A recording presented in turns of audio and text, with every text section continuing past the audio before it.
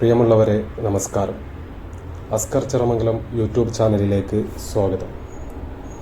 APL ration card ഉടമകൾക്ക് BPL മുൻഗണനാ വിഭാഗത്തിലേക്ക് മാറുന്നതിനാവശ്യമായ അപേക്ഷകൾ നൽകുന്നതിനുള്ള സമയമാണല്ലോ ഇപ്പോൾ. അതിനാവശ്യമായ എന്തെല്ലാം രേഖകളും അർഹതാ മാനദണ്ഡങ്ങളുമാണ് ഉള്ളത് എന്നാണ് ഇന്ന് ഈ വീഡിയോയിലൂടെ നിങ്ങളുമായി ഷെയർ ചെയ്യുന്നത്. ഡിസംബർ 10 വരെയാണ് APL കാർഡ് ഉടമകൾക്ക് BPLലേക്ക് മാറാനുള്ള അപേക്ഷ നൽകുന്നതിനുള്ള അവസരം. ഇത് ഒരുപക്ഷെ കഴിഞ്ഞ തവണ നൽകിയതുപോലെ ഡേറ്റ് നീട്ടി നൽകിയേക്കാം. പ്രത്യേകം ശ്രദ്ധിക്കുക. അപേക്ഷ നൽകുന്നതിനാവശ്യമായ രേഖകൾ ബന്ധപ്പെട്ട ഓഫീസുകളിൽ നിന്ന് ലഭിക്കാൻ കാലതാമസം നേരിട്ടേക്കാം. ആയതിനാൽ എത്രയും പെട്ടെന്ന് തന്നെ അപേക്ഷ സമർപ്പിക്കാനുള്ള ശ്രമങ്ങൾ നടത്തുക.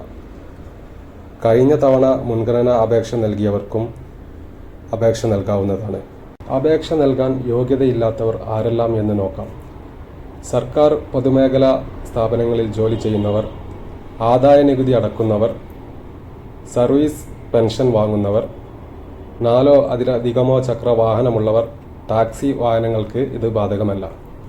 അതുപോലെ തന്നെ പ്രൊഫഷണൽ രംഗത്ത് ജോലി ചെയ്യുന്നവർ, അതായത് ഡോക്ടർ, എഞ്ചിനീയർ, അഡ്വക്കേറ്റ്, CA തുടങ്ങിയ മേഖലകളിൽ ജോലി ചെയ്യുന്നവർക്ക് അർഹത ഉണ്ടായിരിക്കുന്നതല്ല. കാർഡിലെ മുഴുവൻ അംഗങ്ങൾക്കും ഒരേക്കറിൽ കൂടുതൽ സ്ഥലമുണ്ടായിരിക്കുന്നവർക്കും അപേക്ഷിക്കാൻ അർഹതയില്ലാത്തവരാണ്. പട്ടികജാതി വിഭാഗങ്ങൾക്ക് ഇതിൽ ഇളവുകൾ അനുവദിച്ചിട്ടുണ്ട്. അതുപോലെ തന്നെ പ്രതിമാസ വരുമാനം 25,000-ൽ കൂടുതൽ ഉണ്ടായിരിക്കാൻ പാടുള്ളതല്ല.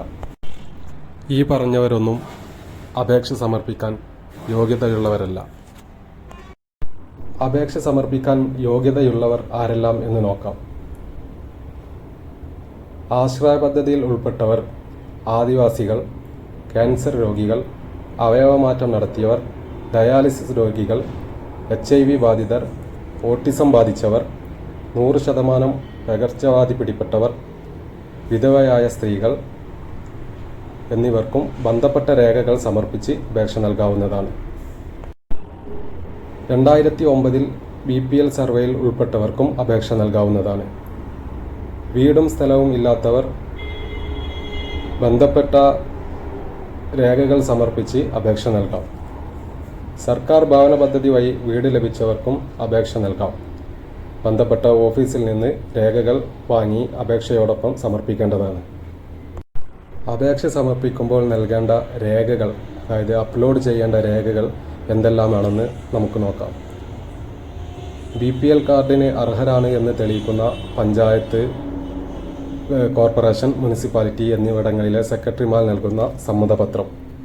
ഡയാലിസിസ് ഉൾപ്പെടെ മാരകമായ രോഗങ്ങളുള്ളവർ അതുമായി ബന്ധപ്പെട്ട ചികിത്സാ രേഖകൾ സമർപ്പിച്ചാൽ മതിയാകും.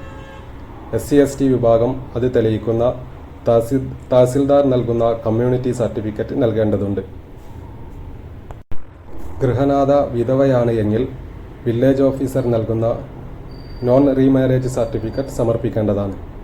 സ്വന്തമായി സ്ഥലമില്ലാത്തവർ വില്ലേജ് ഓഫീസർ നൽകുന്ന ഭൂരഹിത സർട്ടിഫിക്കറ്റാണ് സമർപ്പിക്കേണ്ടത്. റേഷൻ കാർഡിൽ നൽകിയിട്ടുള്ള മാസവരുമാനം വാർഷികത്തിൽ കണക്ക് കൂട്ടുമ്പോൾ അതിൽ നിന്നും കുറവാണ് ഇപ്പോഴത്തെ വരുമാനമെങ്കിൽ വാർഷിക വരുമാന സർട്ടിഫിക്കറ്റ് സമർപ്പിക്കേണ്ടി വരും. കൂടാതെ സ്വന്തമായിട്ട് വീടില്ലാത്തവർ പഞ്ചായത്ത്, കോർപ്പറേഷൻ സെക്രട്ടറിമാരുടെ സാക്ഷ്യപത്രമാണ് സമർപ്പിക്കേണ്ടത്. കൂടുതൽ വിവരങ്ങൾ തദ്ദേശ സ്ഥാപനങ്ങൾ, റേഷൻ ഷോപ്പുകൾ, വാർഡ് മെമ്പർമാർ എന്നിവരിൽ നിന്ന് അറിയാൻ സാധിക്കുന്നതാണ്. ഉപകാരപ്രദമായ ഇത്തരം വീഡിയോകൾ ഇനിയും നിങ്ങൾക്ക് ലഭിക്കുന്നതിന് വേണ്ടി ചാനൽ സബ്സ്ക്രൈബ് ചെയ്തു വെക്കുക. മറ്റൊരു വീഡിയോയുമായി നമുക്ക് വീണ്ടും കാണാം. Thank you.